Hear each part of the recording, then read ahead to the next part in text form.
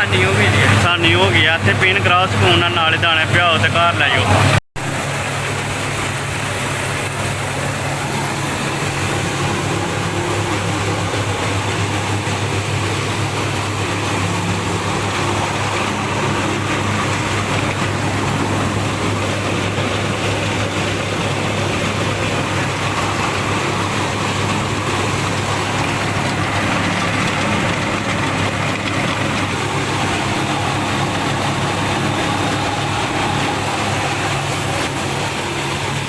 ਕਰਨ वाली मशीन है देखो जी, इन्ना जदीद दौर हो गया कि हुण पीन भी इन्ने सही तरीके नाल हुंदा है, घर जिन्ना साफ दाने हो जांदे।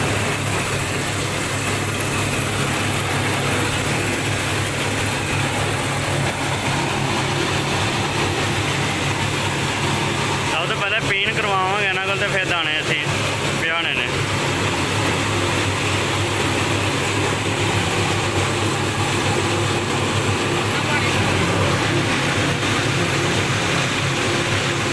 सम्मी साहब बड़े खलोते ने, पीन करवाते पे ने, धोड़े दाने पाएंगे। पीन हो रहा, बड़िया सारियां हो गई अजकल के दौर दाने पान।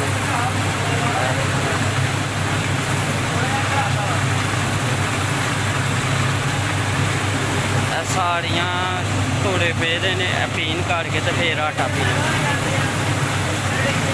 सम्मी साहब बड़े पुछते पे ने किस तरह पीन होंदा।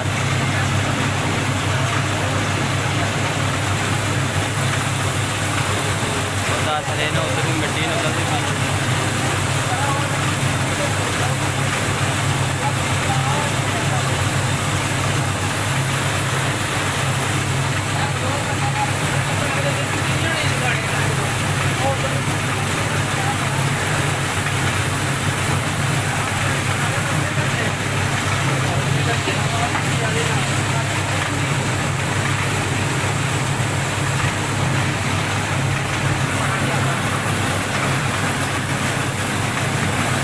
सम्मी साहब हो गया पीन, पीन हो गया।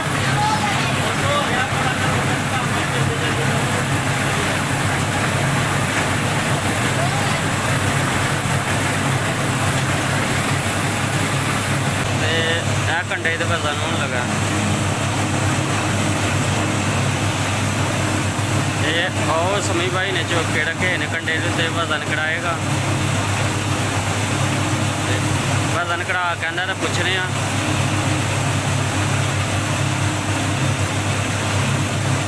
वो दे पे मीटर, हूँ खुद भी वेचता पे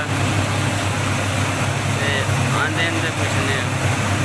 धोड़े तो अपना नाम लिखन लगे ने सम्मी भाई।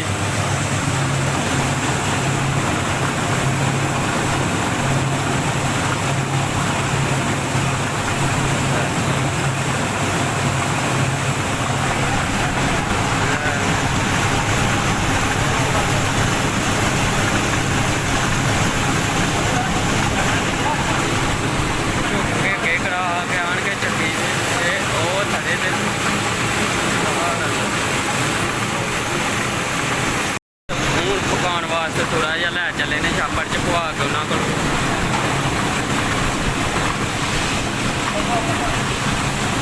मीटर दे पे ने। ते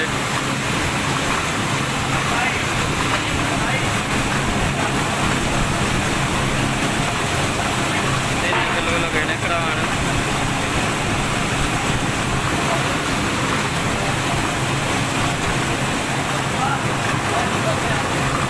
हाँ जी करा लिया ये, ले लिया आटा अपना हिस्सा ले लिया। ते नाल ही स्कूल है गौरमेंट प्राइमरी स्कूल सब स्कूल ऐसे यहाँ पढ़े ने स्कूल के।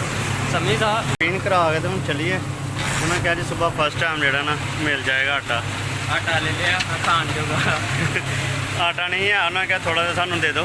चलो एक डांगा कर हूँ पी देंगे, लेकिन उन्होंने कहा जी सुबह मिलेगा। पढ़ो आता साहब। चलो